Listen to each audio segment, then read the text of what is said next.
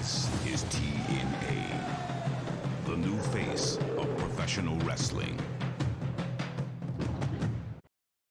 Hello, everyone, and welcome back to Feast or Fired podcast.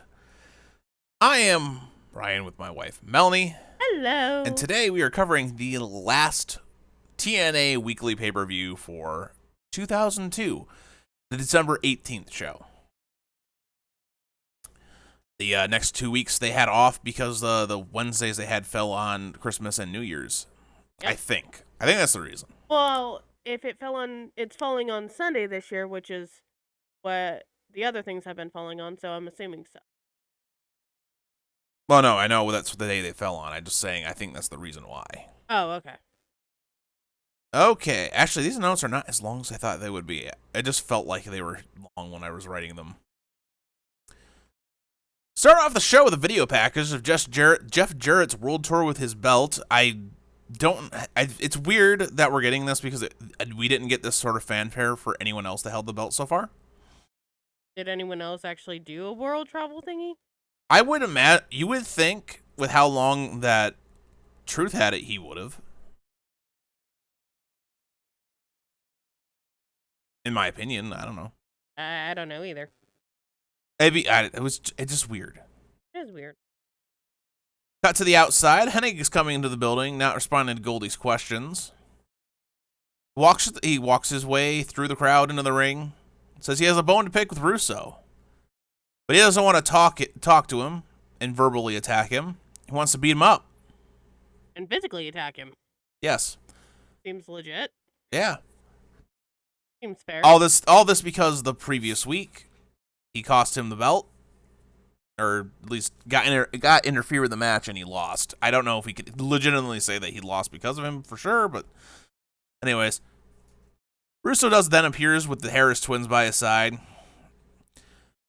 Hennig wastes no time trying to chase down Russo, but he gets stopped just as he starts to catch him by Triple X. They're not known as Triple X yet, but it's low-key Christopher Daniels and Elix Skipper. As those three beat down Hennig, the Harris twins start tearing down TNA logos from the ringside. They're hanging on the guardrails and they're like cutting them and like tearing them down. And then BG James is out there trying to pull apart the announce table. Shades of that one time NWO tried to take over Monday Nitro and make it Monday NWO television. I don't remember it specifically because I've never actually seen that show. I just know it happened. Russo tells TNA this is just the beginning. And then, as I said, this looks similar to the takeover from before.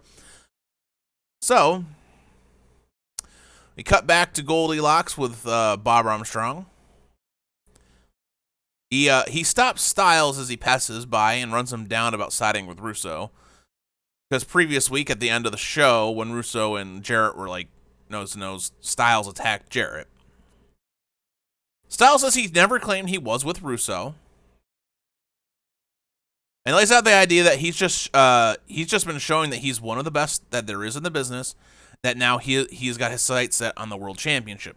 Which can be a legitimate thing. He can have nothing to do with Russo and just wants the world title. That is very true. Anyways. Sorry. Got a text from my dad. It's fine. Let's just continue on. We can address that later. We only have 5 matches tonight, but quality over quantity, right? Normally. I mean, we'd prefer quality over quantity. Hmm. Number 1 match is Gauntlet for the number 1 contendership for the X Division Championship. Unlike the previous Gauntlet for the gold matches, though, this will be pin or submission. No over-the-top rope. And we are told that apparently the 3 members of Sports Entertainment Extreme, low-key, Christopher Daniels, and Elix Skipper, were originally supposed to be in this match, but they were going to be replaced. I don't know who exactly was replacing them. I think it was the 2 SAT. It was the 2 members of SAT. Who was the other one replacing them? Ace Steel. It might have been it might have been Bug-Eye Granny Panties, or it could have been Red Dude. I think it was Ace Steel. All right. But basically, they were removed from this match. Had three others put in instead of them. Thank goodness that they happened to be there that night. Thank goodness. Not like this is all part of a storyline or anything. Yeah. Well, to be fair, we have seen people come out of the back who are wrestlers that we have not seen on the show that are clearly wrestlers because they're in gear, but we've not seen them perform. So it's not like they don't have other people there. You know what I mean? True. Jason Cross is the first to enter, and his first opponent is Amazing Red. We cut away at the beginning of this with Jarrett attacking Styles in the back. But aside from that, we get kind of the normal X Division start with the back and forth stalemate and some quick pinfall attempts. Number 3 entrant Mamaluke enters and immediately attacks Red and tries to submit him. He has to drop that submission he's doing on Red though, as Cross is coming up, but he tries to submit him as well with his Sicilian stretch. He spends almost the whole time between his entrant and the next entrant doing this as well. Jimmy Rave enters in number 4, going after Mamaluke. About now is when things start to get too chaotic to completely follow everything. Number 5 is Shark Boy. Immediately does a Tower of Doom spot with Mamaluke and Rave out of the corner. At this point, Plumtree joins the commentary team. Mostly just bitching about what's going on with Styles and Jarrett. I did know at one point in here before the next entrant, I think Shark Boy bit Mamaluke's ass. I did not see this. It looks like it. I would go with the gimmick. Yeah, it would actually. Number 6 was Kid Cash. He and Shark Boy start their own back and forth. Cash getting taken out of the ring and dived on. Number 7, Ace Steel and his caffeine addiction. hits Ray with a springboard dropkick, but that is his only featured move before things break down into chaos again. And I think this is where Plumtree saying that Bug-Eye Granny Panties no longer part of his thing. Like he's no longer. We don't get much more of Plumtree. Yeah. No, I'm saying we don't get much more of Plumtree. Oh. Oh, okay. Yeah. It was a backstage politics thing. Russo, for whatever reason, decided that he didn't want Plumtree to be an on-screen character anymore. So the guy that was playing him goes to a backstage role and then is out of the company by like the end of the year. Wow. Damn, Russo. End of 2003. Okay, damn, Russo, just like taking everybody out, huh? I'm just saying. I know we don't get very much more Plumtree. Maybe 1 or 2 more appearances at most. If he's not just gone by the next show. Alright, Jimmy Rave gets a roll-up on Mamaluke for a quick pin to eliminate him. Shark Boy got a pin on Jimmy Rave, then Kid Cash pinned Shark Boy. Both of them being eliminated. The camera cutting though is missing some of the spots, so I'm not seeing how the pins are set. I'm not seeing how these pins are set up so that they're actually being, delivered properly as far as like, oh, he did this to make sure that he was out, sort of thing. Like we're not getting like what move put them down, sort of always. I noted that the SATs have new gear this week. Yeah, they have their names Jose on their entered back. at number 8. I was just noting because now they look different and it was nice. Nice to see that they aren't wearing the same thing. I noted that with like Cash a week or two before, or not Cash, Red like a week or two before his thing had changed, but it wasn't that big a deal to me. But the SATs specifically having something new on was very noticeable. Jose and Cash get some time alone together in the ring, exchanging moves. Joel enters at number 9 to put an end to that. All entries are brawling almost until David Young enters last. He hits a pair of big moves, including a sit-up powerbomb on Red, and then hits both of the SATs with a backdrop suplex at the same time. So David Young gets a really cool moment in here to kind of make himself look like he is coming in and has an actual shot here. Steel and Cash both fail to go after Young as well. Young looks very strong. He moonsaults on both the SATs and Steel.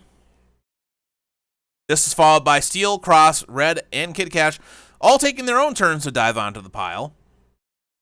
So, series of dives. Cash and Young start taking center stage. Cash getting multiple near falls. The SATs work together with Red to triple team David Young to eliminate him. A top rope tornado DDT from Steel eliminates Jose. Joel gets a quick pin on Steel to eliminate him right after that. Kid Cash eliminates Joel by reversing a powerbomb into a takeover pin. Cash and Red work together on Cross for a moment before turning their attention on each other. Cash nearly eliminates Red after throwing Red over the top of him from the top rope. Like, they're both standing on the top rope, and then he, like, picks him up and then gorilla press and then throws him over top of him and has him land. I don't know any of these moves, and I don't really have any notes of any of it. I don't necessarily name all the moves correctly. But Cross stops that pin. Even the commentary are questioning why anyone would do that at this point. You know how I have been. Yeah. A head scissor on Cash gets Red the pin on him. This is immediately followed by Jason Cross getting his crossfire finisher off on Red, and he gets the victory and becomes now the #1 contender. The crossfire being a moonsault leg drop. Or not a moonsault leg drop, a shooting star leg drop.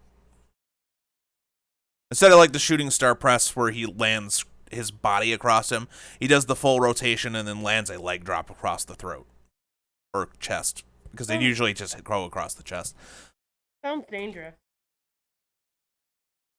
Can be if you're out of position. But if you're really consistent on where you land, as long as the guy's in the right position, should be fine. All right, after this, Ashley, do you have anything to say about this match? It was really, really frantic. Yeah, I was like, hard to follow for the most part. Yeah. I tried to highlight what was going on the best I could. Because I didn't want to just be like, oh, these guys, this is who entered and this is how they were eliminated. I wanted to have some more notes than just that. So you hadn't wanted to have more notes than mine, which is, and this person was in, and this person was out. Well, there's nothing really to add if that's all I had. You know what I mean? Yeah, At that point, I may as well say we had a 10-man gauntlet match, and this is who won. There's nothing to add to it. At least if I take more notes on things, I can be like, oh, that was really cool and stuff like that. Anyways, today has an announcement. No, he's not quitting, in case anyone was worried. Well, Russo doesn't sign his checks yet. True. Because of what happened last week in the X Division Championship match between Sonny Siaki and Jerry Lynn, NWA management determined that Lynn was unfairly lost.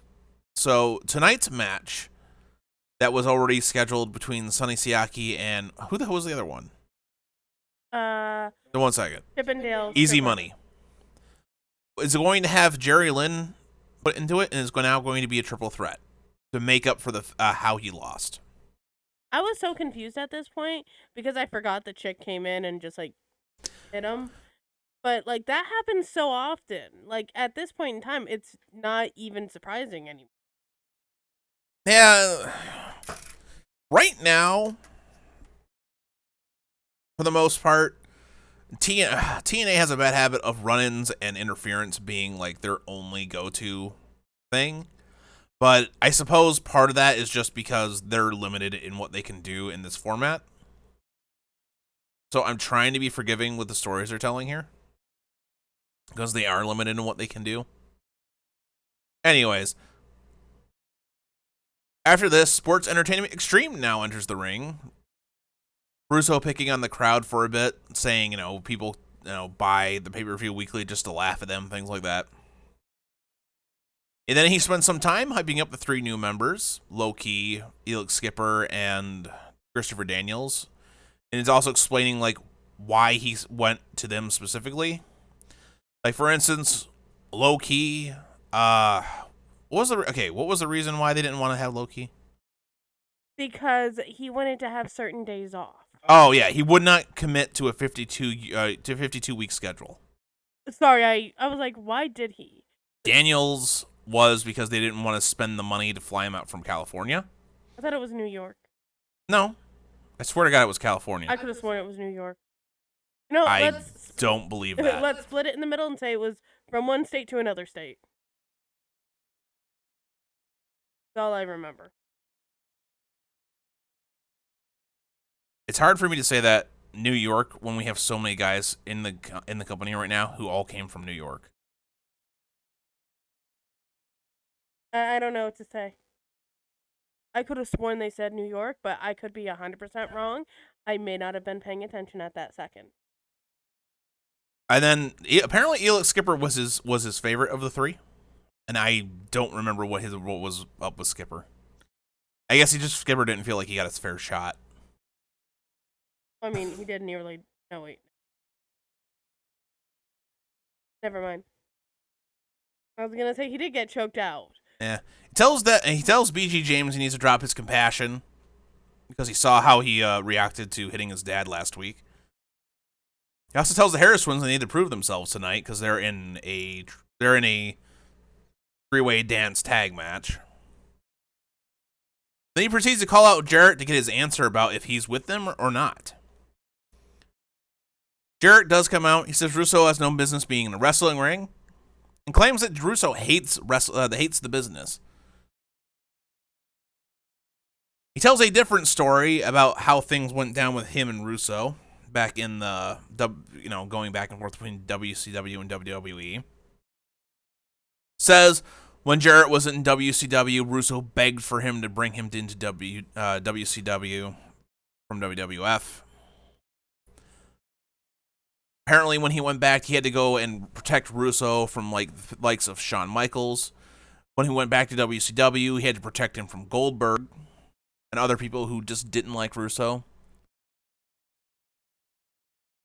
He does say that they were successful together, though, and went down a long list of sports entertainment accomplishments that he had in thanks in part of Russo, including, the knocking out, putting a guitar over a 70-year-old woman's head, stuff like that. Things with various celebrities. Oh, who did he say? And I was like, wait, like the actor? Pat. I don't recall. I didn't write it down. I know. I didn't think the names were that important to me. Because they're not in TNA, so it doesn't really matter that much. This is just history that, as time goes on, people will know less about. But it keeps getting brought up. You know what I mean? But anyways, he says Russo crossed the line in spitting in the face of the NWA and his father. Because they wouldn't have TNA without them.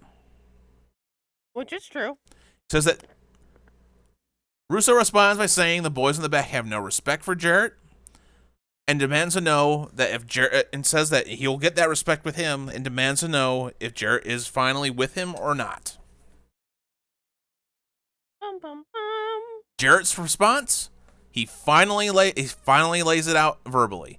Jarrett says he's never been with Russo and he never will be.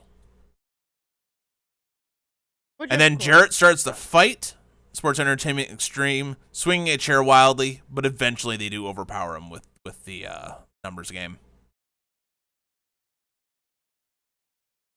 But that doesn't have any major end. They didn't put him through a table or anything. They just kind of beat him down and leave.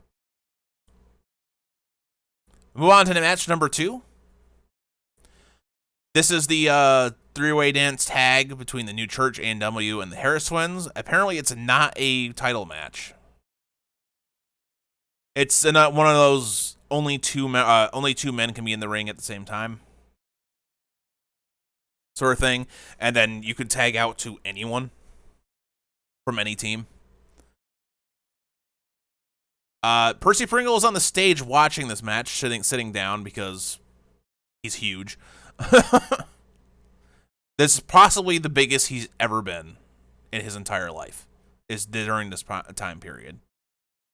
I'm gonna say during this time, every time I heard his name, it made me want one Pringles. You kept thinking he was in a fat suit. I did think he was in that suit. No, he legitimately was just a massively obese man. More so than me. I'm not gonna say anything. The opening has the A&W and the New Church mostly fighting each other. The Harris twins not really tagging in. Things break down after A&W jumps the Harris brothers, and it becomes a 4-on-2 beatdown on the outside on A&W. They do finally break the alliance, the twins going after the New Church for a bit. They take A&W into the ring and start beating them up. The match is just a lot of chaos with the three teams fighting each other for a while. Yeah.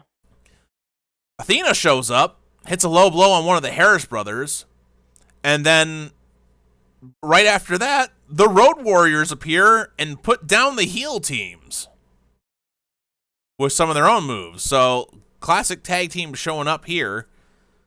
Thanks to this, AMW gets the pin on one of the Harris twins, and that's over. My wife doesn't know who the Road Warriors / Legion of Doom are, so she just is like, who are these guys? I was like, you don't know, and that's fine. But they were a really popular tag team in like the 80s and 90s. And today, I'm sorry, no. They're both dead today. Aww, I was making a DJ joke. I'm so sorry. I'm so sorry. This is not even the first time I nearly. Now, to be fair, I don't remember what year it was, but Hawk's not alive for that much longer. Let me check what year died. I don't even know who. 2003. So Road Warrior Hawk's dead by the end of the next year. So this is like one of the last things he ever did, like on for like wrestling television, was his little stint here in TNA. Road Warrior Animal has another stint back in WWE where he does a new Road Warriors team with Heidenreich for a little bit, and then he is a single star for a little bit. His brother is still a major player in WWE today, though he does mostly backstage stuff.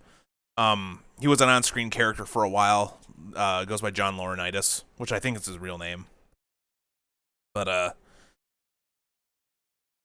yeah, they have both passed on. Goldie tries to get a word from the Road Warriors in the back. They both basically say they're just putting it to Russo. And then they leave. And then she walks in on Bob Armstrong getting a pep talk to the X Division and some random guy in like a fucking... There was some guy leaning on the boiler in the back that I didn't know who the hell he was, but he's in this like big black trench coat and has sunglasses on. It was just weird. It was. He stood out so much. But we couldn't see who he was because he was like right behind someone, so like you could only kind of see him every so often. I don't think he was anyone. He was just in there. He's just some random dude. This is like, oh yeah, let's rile these guys up. Anyways, you have anything to say about the tag match? I'm glad that Kitty and Country Singer won. Yeah, but I don't know. How do you feel about the Road Warriors getting involved? I don't like the fact that they had to win or that they won because of that. All right. Because like that, I don't Are you excited for a classic tag team show up that you don't know anything about, even though anyone who was like big into wrestling through the 90s probably would? I don't have a feeling about that one way or the other. Okay. I'm sorry, everybody. We'll just say it. They are legends. Like, I have nothing to say about them because I didn't know who they were, and I still have like the foggiest idea. All right. Match number 3, X Division Championship. Jerry Lynn versus Easy Money versus Sonny Siaki, who is the champion. Start off, both guys smack Siaki right in his mush before having their own back and forth. I think that they would have just like attacked him the most. Nah, he got knocked down and rolled out of the ring. Ah. After Siaki recovers, we have a series of one guy doing another move onto another guy that puts him in a position to pin the third guy, which is weird. The guy getting thrown gets put into a position to pin the third person who wasn't involved in the move. And then they have to, like, realize, oh, my God, I almost cost myself. Then the guy that threw them had to realize, oh, my God, I almost cost myself this, and had to break up the pin. They are neat. It's neat little things you can do in a triple threat match. But they also makes them look stupid. It looks a little stupid, but it's fun. It's fine. It's interesting to watch. No one gets a major upper hand on anyone else for a little bit. Lynn and Money hit the 3D on Siaki. I found that weird.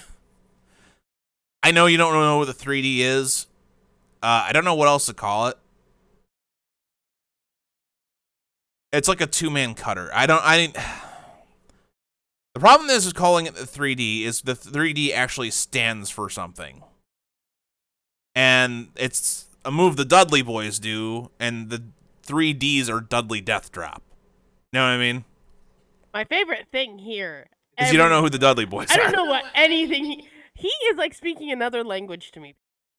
You may understand it. I don't. I have Easy Money lift. Okay, like Siaki ran at him. Easy Money like bent over, grabbed him around like his thighs, and lifted him up, and was like falling back like he was going to drop Siaki on his face and land backwards with him as well. And at the same time, Lynn comes up and grabs Siaki around the neck, and then drops with him like he's doing a neck breaker. That's what the 3D is. Oh, okay. You will meet the Dudley Boys eventually. They do join TNA.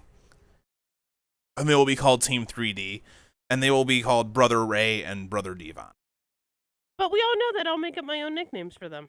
Okay. Because that's what I do. Just don't call him Bully Ray. Why not? Because he is actually called that later. It will no longer be a nickname. After the 3D, Lynn tries for the pin, but he doesn't get it. The ref being Easy Money pulling the ref. We got a cradle pile driver on Money, and then Siaki pulls the ref to stop the spin. So this ref is just getting yanked all around the ring at this point. Poor ref. The new chick from last week shows up and tries to tempt Lynn in the corner to distract him. And it does for some odd reason. This gives Siaki a chance to take Lynn out of the match. Then Money tries to hit his finisher on Siaki, but he can't get him up because his back got hurt at some point. So Siaki takes his chance, hits the Siakalypse, and he wins. After the match, the woman's hugging Russo, and it turns out Russo is doing this to try to recruit Sonny Siaki, and that the woman's apparently a gift for Siaki. That he can do whatever he wants to. Yes, women are just objects in this storyline. And I am feeling very objectified.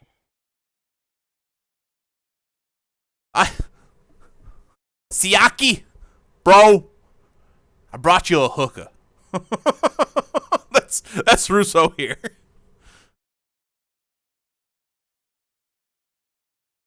Yeah, I don't. During this, Lynn jumps Siaki during this, but the girl stops him. And then Siaki holds up Lynn. She gives Lynn a nut shot. So I guess this puts Siaki in Sports Entertainment Extreme now. I guess it's not technically official, but we'll figure it out as time goes. We'll get there. Match number 4 is a street fight between The Truth and BG James. Truth is doing his little rap in the ring, and James jumps him during this.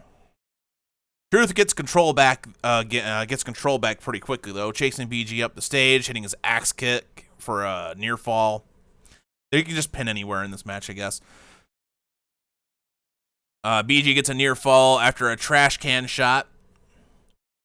Then he hits a power bomb through a table for a 2 count. BG then starts hitting him with random objects and goes for a kitchen sink, but Truth manages to stop him, and we see that thing was legitimate because it just fucking shattered after he dropped it. I get kind of sick of that joke. Because you know the saying, through everything but the kitchen sink? Yeah. Because of that, in wrestling, they think it's real clever to include a kitchen sink. Sounds like So they can be like, they get everything, including the kitchen sink. But the thing is I've seen it so many times, it's not funny to me. You know what I mean? The only thing that was different about this and most of the other times I've seen it, it's a steel kitchen sink, which they could actually use, and not a ceramic one like they had here, which actually makes me think this was not a kitchen sink, it was a bathroom sink. Yeah, bathroom sinks are normally ceramic, while kitchen sinks are normally steel. I've never really seen a ceramic kitchen sink. Have you? Maybe when things were older, they used to have ceramic sinks. I don't know. I meant nowadays, honey. No, definitely not a modern thing. I just don't find the joke that funny anymore. That's really what I was getting at. Was it the funniest the first 10 times you saw it? I don't know if I've ever found this joke funny, Ah, okay. to be honest. Guess there's no disqualifications, though. Triple X get involved. The 3X guys from earlier. And put Truth down to give BG the win. After this, Bob Armstrong comes to the ring, asks for a microphone, and says that he has the SATs and Amazing Red ready to fight Triple X. So, final match of the night gets set up right here, right now. It's a 6-man tag match between Triple X versus SATs and Amazing Red. Of course, the story here, what it's supposed to be is that the faces in this being Amazing Red and SATs, they already had a match tonight. They are tired, but they have heart, and they're here to fight off this bullshit that's going on with Sports Entertainment Extreme and these 3 guys. So that's the setup basically here. Start of it, it's just a brawl. Triple X controlling them, beating them up. And then we get a series of where the guys that are fighting each other go get in the ring in a pairing, and in the ring the faces start turning things around before they move to the outside, and the next pair get in and they turn things around.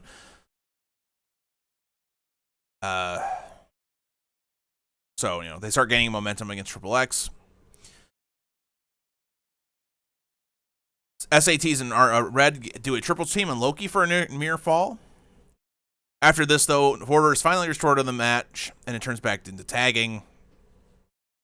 Faces control it for a bit, forcing the heels to have to break up pins, which is amazing considering they're the ones that are fresh. We get the triple team submission on Skipper and Low Key. Each of them being put into a submission over top each other, and then Red hitting a drop kick. Daniels does finally turn the tide on Red. Tagging Skipper knocked down both the SETs, letting his teammates beat him up while he works over Red. The crowd is chanting. The crowd is massively behind the SETs, giving one of the loudest chants they've ever had in this entire year. Yeah, Don West was in it too. Eventually, Don West gets up on the table and starts chanting "Go Red Go." Oh, this was specifically an SAT chant, though. Oh, was it? Yeah. For a while, Red is the one in peril, with the heels tagging in each other, beating him up. And Red gets his little moments of, he does rolls up on Daniels. But, a distraction will prevent the win of that reversal. Red does finally do a series of counters on Low Ki, trying to fight his way back into this match. He finally does get a hot tag on both of the SATs, apparently. There was no one that he specifically tagged in. Daniels barely saves a pin attempt on Skipper. This followed by Joel doing the same for his brother. There's just a series of trading big moves and near falls between the faces and the heels. Things would break down into chaos again. Low Ki and Amazing Red trade missing top rope moves. This was at the point where Don West was standing at a table cheering on Amazing Red. Yeah. Eventually, Red is almost fighting alone in the ring, getting near falls and pulling off incredible moves on the heels. I said at this point, the match feels like a war, which means this feels like one of the most hard-fought matches so far this year. Yeah. And not even for a title. I know, right? Low Ki finally hits Red with a top rope key crusher after they've both fought there for a while, and even preventing a Spanish fly attempt. And I think that was the win. They got the win there. Yeah, he pinned Red for the win. Russo comes out to congratulate his guys, and this says he has something else. He asks the question, why are there tables under the ring, in which BG obliges by saying they put them there. He sets up a table and says to put the three guys across it. So they're going to put the SATs and Red all through one table. Hennig interrupts this, stops this, trying to fight off the numbers, but he's not winning that. And then, surprise, surprise, David Flair shows up and puts Hennig in the figure 4. Jarrett then comes out with a chair for backup, knocking out everyone, and also gives Low Ki the stroke.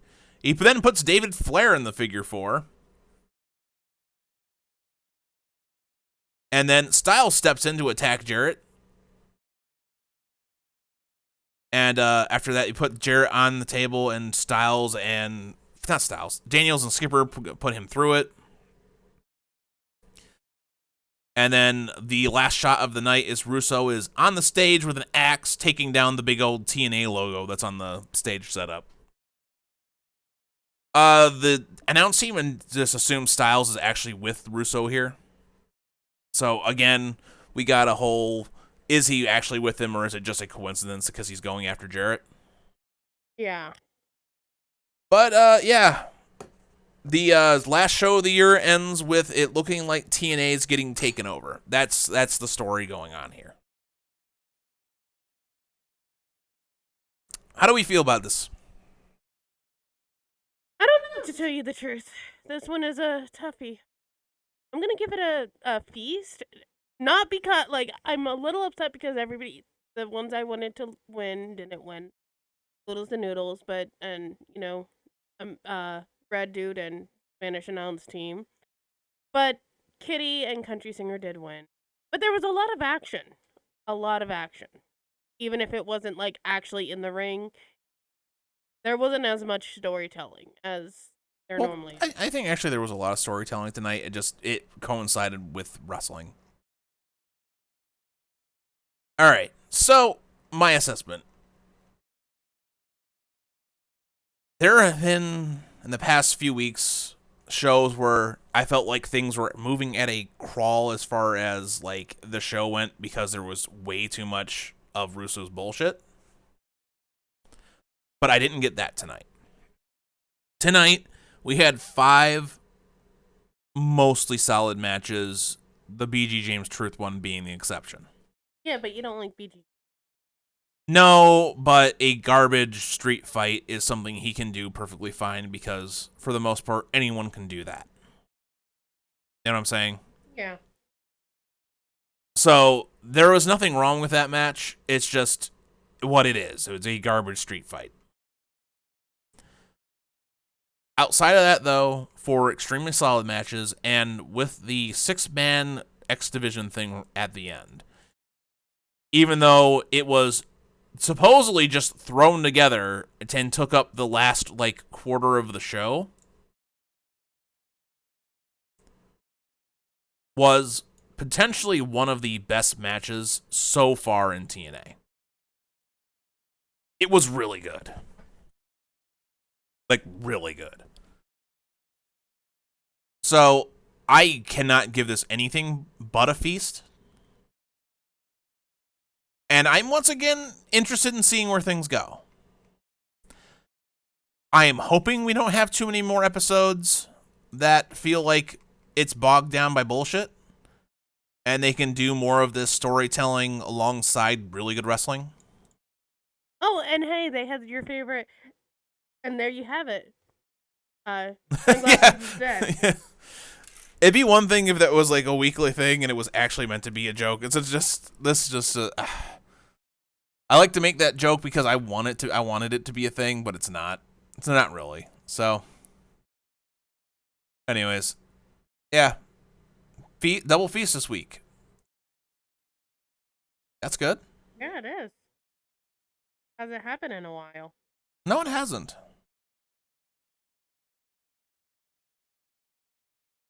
With that said, I don't think we're actually going to be doing anything else this year. So you will see us in the new year with the first show of January 2003. Which, let me double check what week it is. It'll be the 8th. So we'll be back January 8th. And I hope you guys have a wonderful rest of the year. I hope you have a wonderful holiday. I hope you have a wonderful new year. And keep on wrestling. Have a good night. Yeah, take care.